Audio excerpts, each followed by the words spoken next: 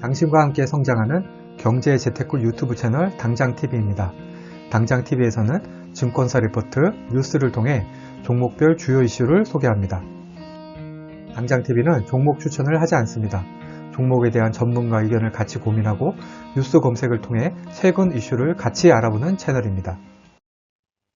오늘 소개해드릴 종목은 국내 1위 통신사인 SK텔레콤입니다.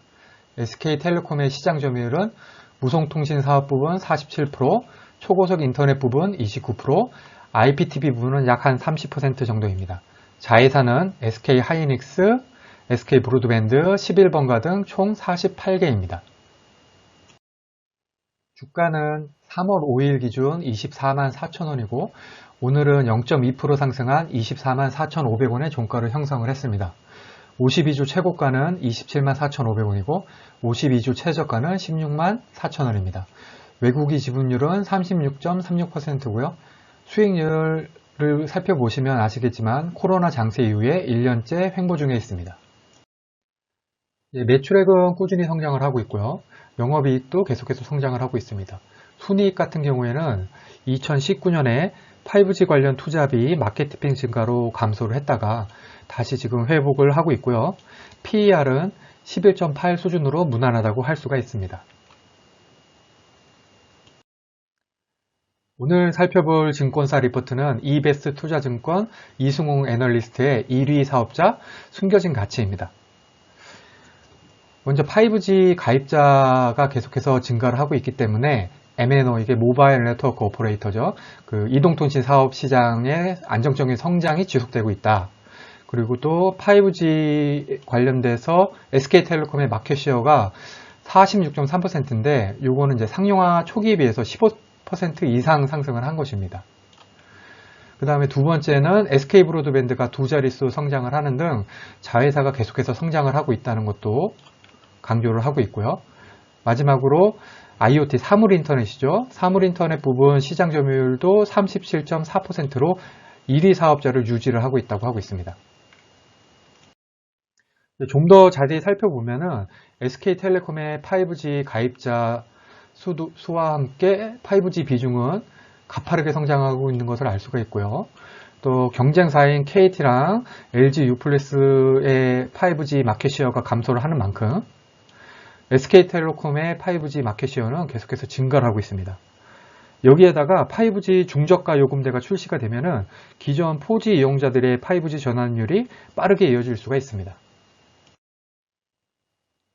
이동통신 같은 경우에는 전체 시장을 다른 두 통신사와 나눠 먹는다고 하면은 사물 인터넷 같은 경우에는 추가적인 성장이 가능한 시장입니다. 국내 IoT 회선수를 보면은 꾸준히 상승을 하고 있고요.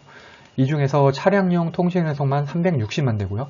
스마트시티, 스마트홈, 스마트팜, 웨어러블, 스마트 팩토리, 산업용 로봇같이 추가적인 성장 가능성이 있는 시장입니다. 여기에서 SK텔레콤은 마켓시어가 37%로 1위를 차지하고 있습니다.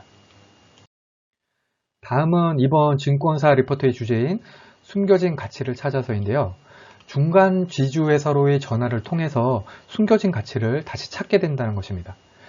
SK텔레콤 같은 경우에는 무선 통신 비중이 높아서 그동안 자회사의 가치를 제대로 반영하지 못했다고 판단을 하고 있습니다. 그런데 이번에 중간 지주회사 전화를 하게 되면 그 가치가 제대로 반영될 것이라는 거죠. 그리고 이번에 21년 원스토어를 시작으로 ADTCAPS, 11번가, SK브로드밴드 등 자회사가 상장을 하게 되면은 호재로 추가적으로 작용을 할 수 있겠네요. 각 자회사별 연간 영업이익을 보면은 굉장히 좋은 걸 알 수 있습니다. SK브로드밴드 우상향, ADTCAPS 우상향, SK인포섹도 우상향, 11번가 같은 경우에는 흑자 전환, SK스토어도 우상향을 하고 있는 것을 알 수 있습니다. 잠깐 중간 지주회사 이슈를 살펴보면은 저희는 굳이 복잡하게 알 필요는 없고 간단하게 기초적으로만 설명하면은 현재 SK하이닉스가 SK의 손자회사입니다. 두 단계 건넌 손자회사가 됩니다. 그런데 손자회사면은 공정거래법상 M&A 등 투자가 어려워서 이걸 2단계로 간단하게 만드는 겁니다. 우선 SK텔레콤을 SK투자하고 SK사업으로 인적 분할을 하고요. 여기서 이제 SK투자가 중간 지주회사가 되는 겁니다. 그리고 SKT 사업 지분을 SKT 투자에 현물 출자를 하고 그리고 나서 SK하고 SK투자를 합병을 하게 되면은 2단계가 되는 거죠. 근데 이게 2022년부터는 법이 바뀌어서 이렇게 안 되거든요.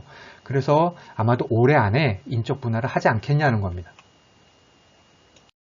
핵심을 요약을 하면은 SKT는 5G 시장 점유율 1위 업체고 그 격차를 계속해서 벌리고 있다. 두 번째는 추가 상승 동력인 IoT도 시장 점유율이 1위다.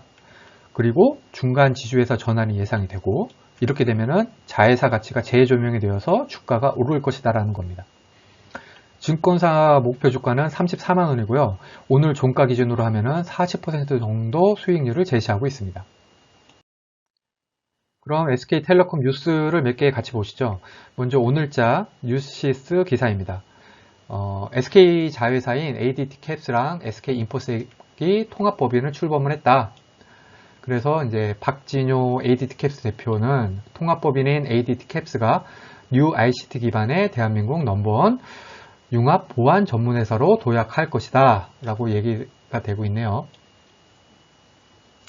그래서 보면은 ADT캡스 같은 경우에는 보안회사인데 이번에 SK인포섹을 통합을 해서 그 정보통신 기술을 융합한 서비스를 내놓겠다는 것이 핵심입니다. 다음은 오늘자 조선비즈의 뉴스인데요. SK증권 리포트를 인용을 하고 있습니다.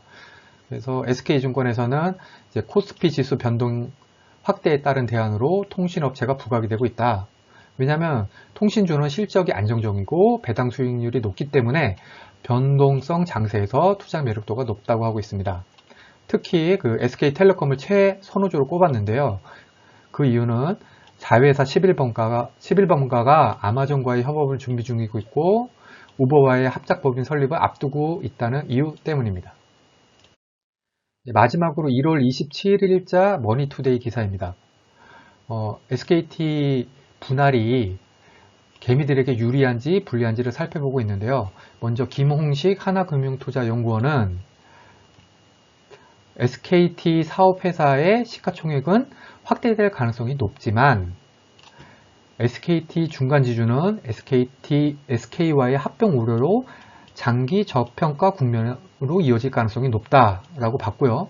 이에 반해서 최남권 유한타증권 연구원은 SK텔레콤처럼 보유자산 대비 극단적인 저평가를 받는 기업은 인적 분할을 하게 되면은 자연스럽게 시가총액 확장을 경험하게 된다. 그래서 인적 분할을 한다고 해서 SK그룹에서 SKT 중간지주의 가치를 의도적으로 낮출 것이라는 것은 지극히 편향적이라고 했습니다. 이렇게 증권사 리포트는 하나만 보지 말고 최근 3개월치 정도는 다 같이 읽어보시면 좋습니다. 마지막으로 차트를 보실까요? 작년 코로나 하락 이후에 회복을 했다가 지금 현재는 횡보를 하고 있습니다. 그리고 이제 외국인 지분율이 02년 이후에 최저 수준으로 계속해서 떨어지고 있고요. 이런 점은 좀 불안하지만 그래도 올해 들어서는 다시 외국인들이 매수로 돌아선 점은 다행이라고 할 수 있습니다.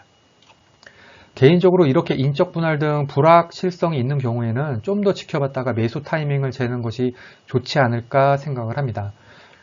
그런데 이미 들고 계신 분들은 한 요 정도 거래량을 봤을 때 이 정도에서 많이 들고 계실 거고요. 그러면은 이제 아마 수익률이나 손실률이 그리 크지 않을 테니까 홀딩 하셔도 좋지 않을까 생각을 합니다.